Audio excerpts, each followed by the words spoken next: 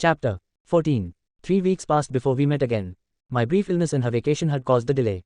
Catherine continued to prosper during this period, but when we began the session, she seemed anxious. She announced that she was doing so well and feeling so much better that she did not feel hypnosis could help her any more than it already had. She was right, of course. Under ordinary circumstances, we might have begun terminating therapy.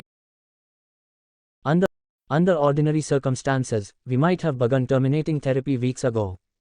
We had continued in part because of my interest in the messages from the masters and because some minor problems still persisted in Catherine's present-day life.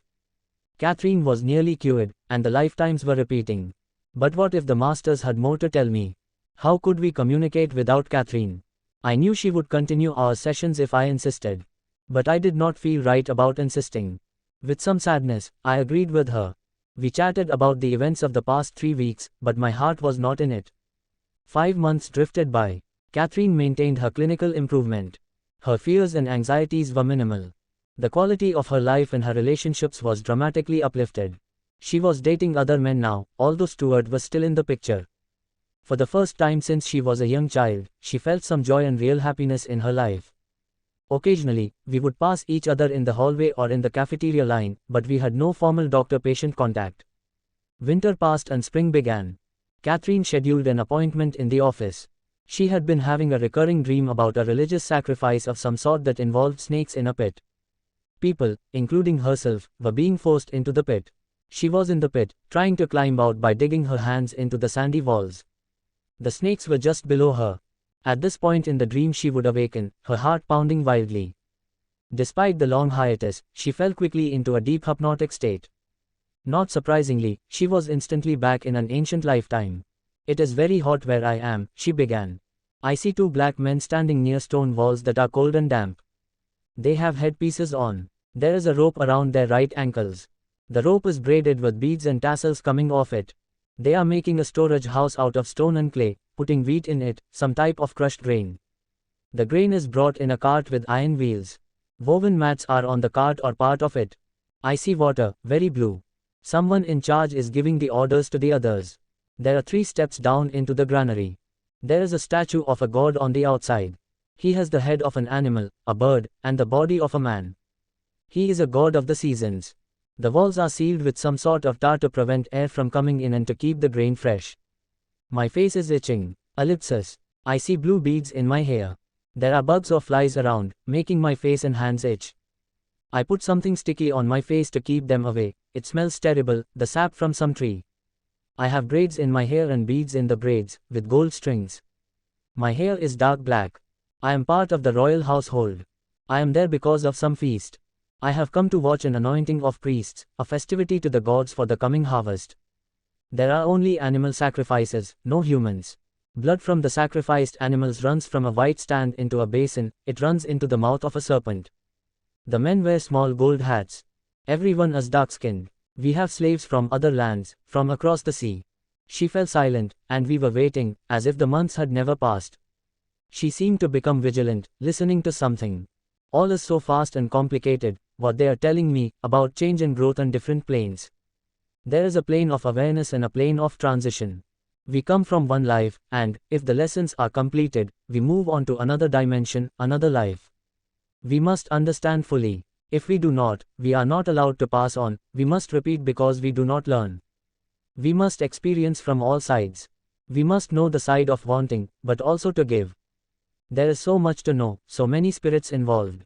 That is why we are here. The masters are just one on this plane. Catherine paused, then spoke with the voice of the poet master. He was speaking to me. What we tell you is for now. You must now learn through your own intuition. After a few minutes, Catherine spoke in her soft whisper. There is a black fence, within her tombstones. Yours is there. Mine. I asked, surprised at this vision. Yes. Can you read the inscription? The name is, Noble, 1668-1724. There is a flower on it. It is in France or Russia. You were in a red uniform, thrown from a horse. There is a gold ring, with a lion's head, used as an insignia. There was no more. I interpreted the poet master's statement to mean there would be no more revelations through Catherine's hypnosis, and this was indeed the case. We were to have no further sessions. Her cure had been complete, and I had learned all that I could through the regressions. The rest, what lay in the future, I had to learn through my own intuition. Chapter 15. 2 months after our last session, Catherine called and scheduled an appointment. She said she had something very interesting to tell me. When she walked into the office, the presence of the new Catherine, happy, smiling, and radiating an inner peace that made her glow, briefly surprised me. For a moment, I thought about the old Catherine and how far she had come in such a very short time. Catherine had gone to see Iris Saltzman, a well-known psychic astrologer who specialized in past life readings. I was a little surprised, but I understood Catherine's curiosity and her need to seek some added confirmation for what she had experienced. I was glad she had the confidence to do this. Catherine had recently heard about Iris from a friend. She had called and made an appointment without telling Iris about anything that had transpired in my office. Iris had asked her only for the date, time, and place of her birth. From this, Iris explained to her, she would construct an astrological wheel that, in conjunction with Iris's intuitive gifts, would enable her to discern details from Catherine's past lives. This was Catherine's first experience with a psychic, and she really didn't know what to expect. To her amazement, Iris validated most of what Catherine had discovered under hypnosis. Iris gradually worked herself into an altered state by talking and by making notations on the hastily constructed astrological graph. Minutes after she had entered this state, Iris reached for her own throat and announced that Catherine had been strangled and had had her throat cut in a previous life. The throat cutting had been in a time of war, and Iris could see flames and destruction in the village many centuries ago. She said that Catherine had been a young man at the time of his death. Iris's eyes appeared glazed as she next described Catherine as a young male dressed in a naval uniform, with short black pants and shoes with odd buckles on them. Suddenly Iris grabbed her left hand and felt a throbbing pain, exclaiming that something sharp had entered and damaged the hand, leaving a permanent scar. There were large sea battles, and the location was off the English coast. She went on to describe a life of sailing. Iris described more fragments of lifetimes. There was a brief life in Paris, where Catherine was again a boy and had died young, in poverty. Another time she was a female American Indian on the southwest Florida coast. During this lifetime she was a healer and walked around barefoot. She was dark-skinned and had odd eyes. She would apply ointments to wounds and give herbal medicines, and she was very psychic. She loved to wear blue stone jewelry, a lot of lapis, with a red stone intertwined. In another lifetime Catherine was Spanish and had lived as a prostitute. Her name began with the letter L. She lived with an older man. In another life she was the illegitimate daughter of a wealthy father who had many titles. Iris saw the family crest on mugs in the large house. She said that Catherine was very fair and had long, tapering fingers. She played the harp. Her marriage was arranged. Catherine loved animals, especially horses, and she treated the animals better than the people around her. In a brief lifetime she was a young Moroccan boy who died of an illness in his youth. Once she lived in Haiti, speaking the language and involved in magical practices. In an ancient lifetime she was Egyptian and was involved in the burial rites of that culture. She was a female with braided hair. She had several lifetimes in France and Italy. In one, she lived in Florence and was involved with religion. She later moved to Switzerland, where she was involved with a monastery. She was a female and had 2 sons. She was fond of gold and gold sculpture, and she wore a gold cross. In France she had been imprisoned in a cold and dark place. In another life, Iris saw Catherine as a male in a red uniform, involved with horses and soldiers. The uniform was red and gold, probably Russian. In yet another lifetime she was a Nubian slave in ancient Egypt. At one point she was captured and thrown into jail. In still another life, Catherine was a male in Japan, involved with books and teaching, very scholarly. She worked with schools and lived to an old age. And, finally, there was a more recent life as a German soldier who was killed in battle. I was fascinated by the detailed accuracy of these past life events as described by Iris. The correspondence to Catherine's own recall while under hypnotic regression was startling: Christian's hand injury while in the naval battle and the description of his clothes and shoes, Louisa's life as a Spanish prostitute, Aronda and the Egyptian burials, Johann, the young raider whose throat was cut by a previous incarnation of Stuart while Stuart's village had burned, Eric, the doomed German pilot, and so on. There were also correspondences to Catherine's present life. For example, Catherine loved blue stone jewelry, especially lapis lazuli. She was not wearing any, however, during her reading with Iris. She had always loved animals, especially horses and cats, feeling safer with them than with people. And, if she could pick one place in the world to visit, it would be Florence.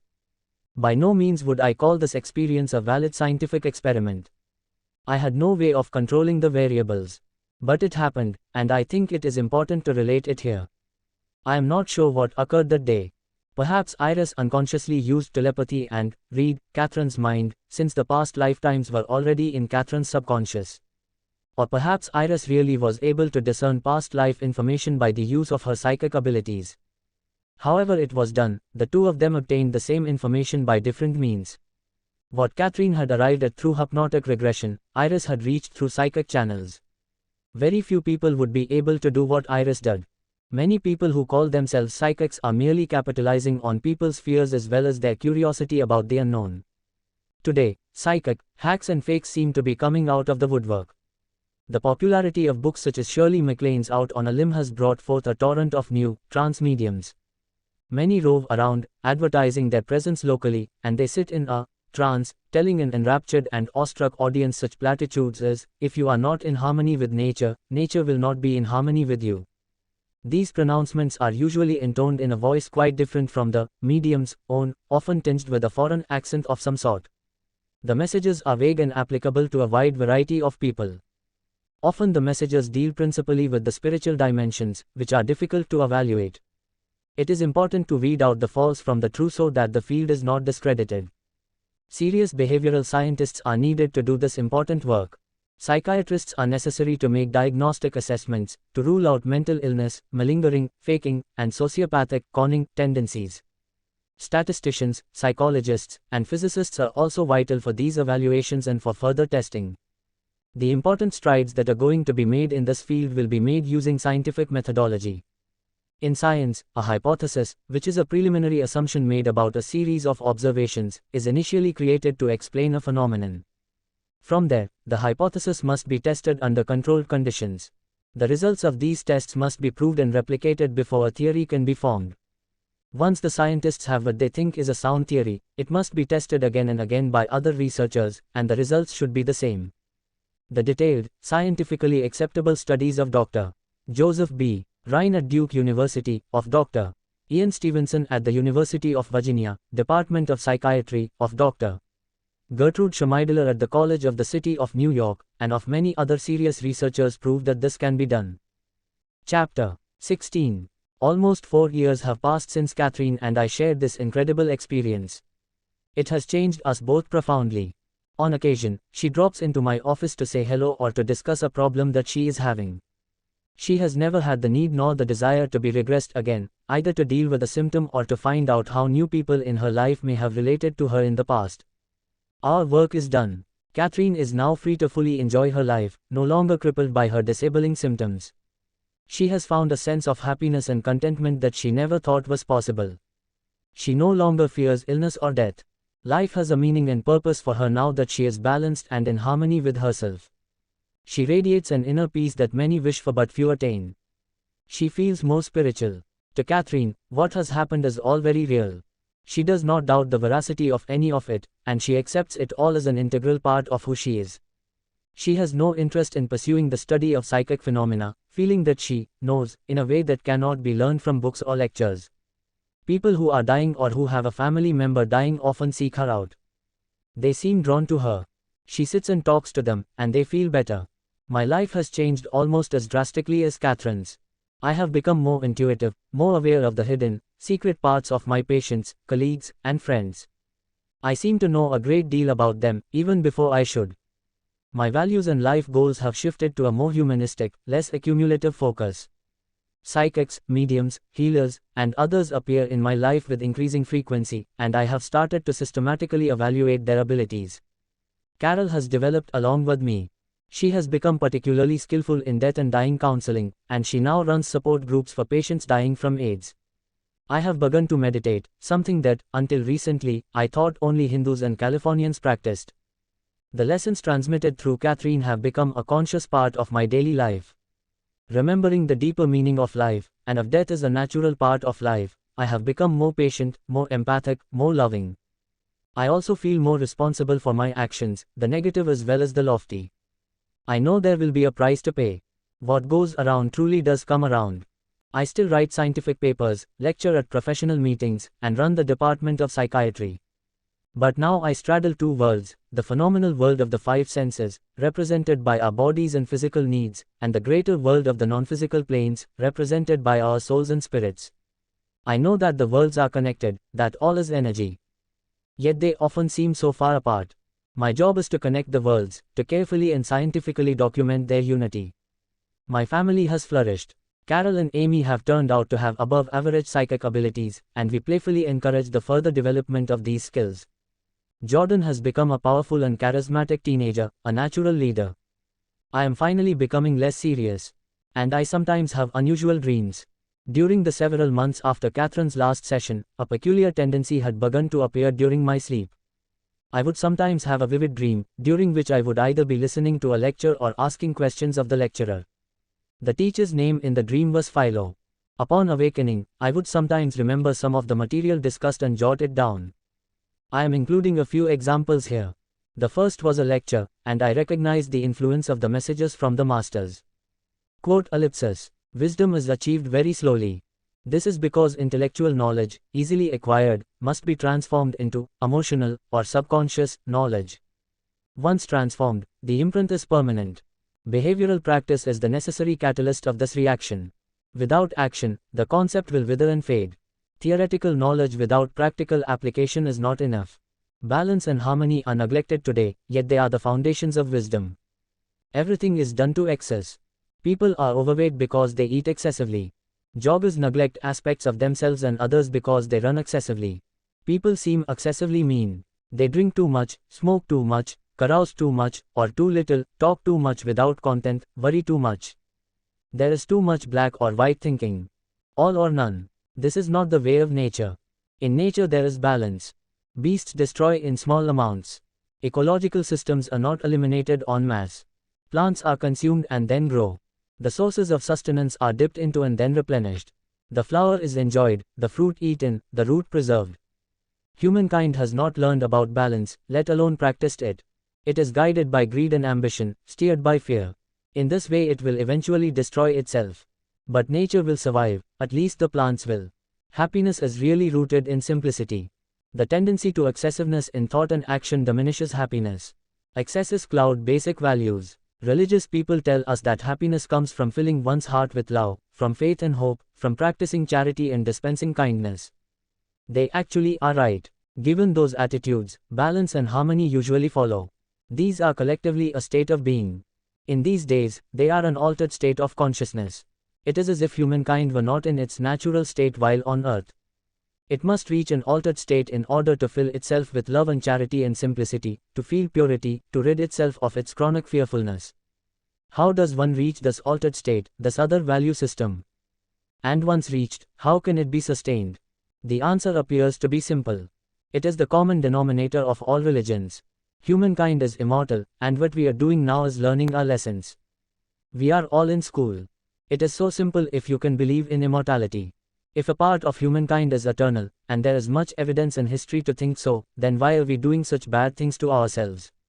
Why do we step on and over others for our personal gain when actually we are flunking the lesson?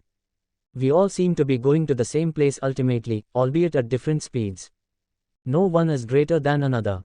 Consider the lessons. Intellectually the answers have always been there, but this need to actualize by experience, to make the subconscious imprint permanent by emotionalizing and practicing the concept, is the key. Memorizing in Sunday school is not good enough. Lip service without the behavior has no value. It is easy to read about or to talk about love and charity and faith. But to do it, to feel it, almost requires an altered state of consciousness. Not the transient state induced by drugs, alcohol, or unexpected emotion. The permanent state is reached by knowledge and understanding. It is sustained by physical behavior, by act and deed, by practice. It is taking something nearly mystical and transforming it to everyday familiarity by practice, making it a habit. Understand that no one is greater than another. Feel it. Practice helping another. We are all rowing the same boat. If we don't pull together, our plants are going to be awfully lonely. On another night, in a different dream, I was asking a question. How is it that you say all are equal, yet the obvious contradictions smack us in the face, inequalities in virtues, temperances, finances, rights, abilities and talents, intelligence, mathematical aptitude, ad infinitum? The answer was a metaphor. It is as if a large diamond were to be found inside each person. Picture a diamond a foot long. The diamond has 1,000 facets, but the facets are covered with dirt and tar. It is the job of the soul to clean each facet until the surface is brilliant and can reflect a rainbow of colors. Now, some have cleaned many facets and gleam brightly. Others have only managed to clean a few, they do not sparkle so. Yet, underneath the dirt, each person possesses within his or her breast a brilliant diamond with 1,000 gleaming facets. The diamond is perfect, not one flaw. The only differences among people are the number of facets cleaned. But each diamond is the same, and each is perfect. When all the facets are cleaned and shining forth in a spectrum of lights, the diamond returns to the pure energy that it was originally.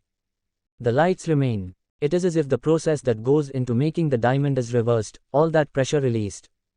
The pure energy exists in the rainbow of lights, and the lights possess consciousness and knowledge. And all of the diamonds are perfect. Sometimes the questions are complicated and the answers simple. What am I to do? I was asking in a dream. I know I can treat and heal people in pain. They come to me in numbers beyond what I can handle. I am so tired, yet can I say no when they are so needy and I can help them? Is it right to say, no, enough already? Your role is not to be a lifeguard, was the answer. The last example I will cite was a message to other psychiatrists. I awakened about 6 in the morning from a dream where I was giving a lecture, in this instance to a vast audience of psychiatrists.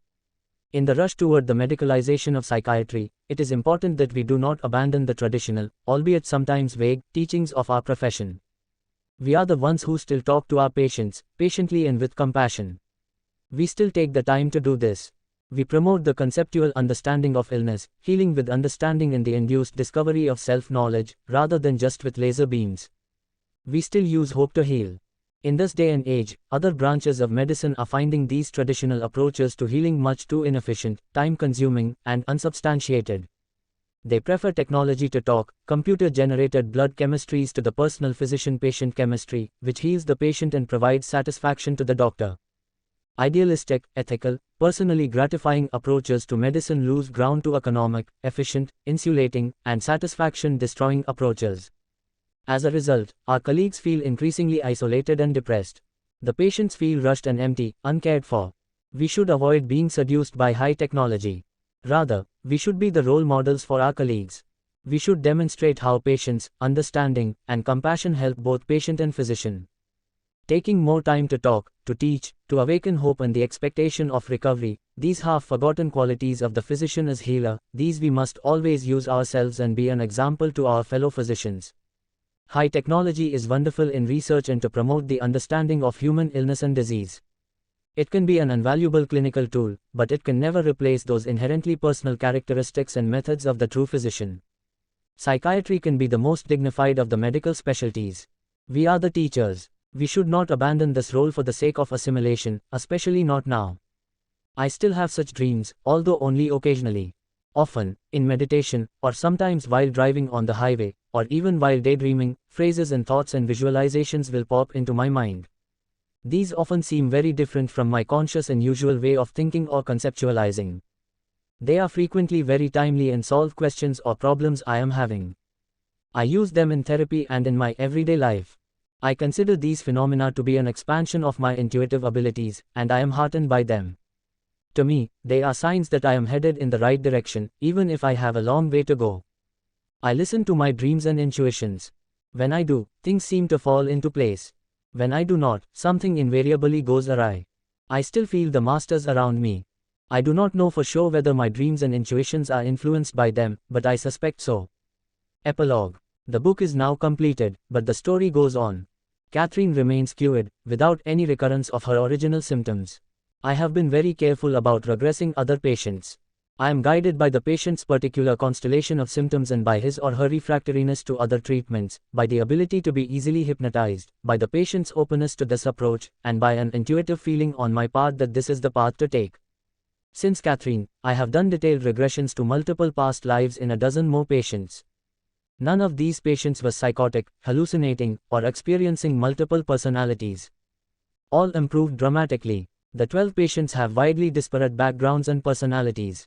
A Jewish housewife from Miami Beach vividly remembered being raped by a group of Roman soldiers in Palestine shortly after the death of Jesus.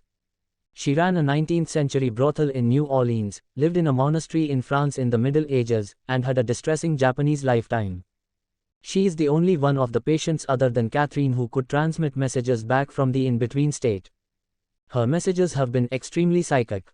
She, too, knew facts and events from my past. She has even more of a facility for accurately predicting future events. Her messages come from a particular spirit, and I am currently in the process of carefully cataloging her sessions. I am still the scientist. All of her material must be scrutinized, evaluated, and validated. The others were not able to remember much beyond dying, leaving their bodies, and floating to the bright light. None could transmit messages or thoughts back to me, but all had vivid memories of previous lifetimes. A brilliant stockbroker lived a pleasant but boring life in Victorian England. An artist was tortured during the Spanish Inquisition. A restaurant owner, who could not drive over bridges or through tunnels, remembered being buried alive in an ancient Near Eastern culture.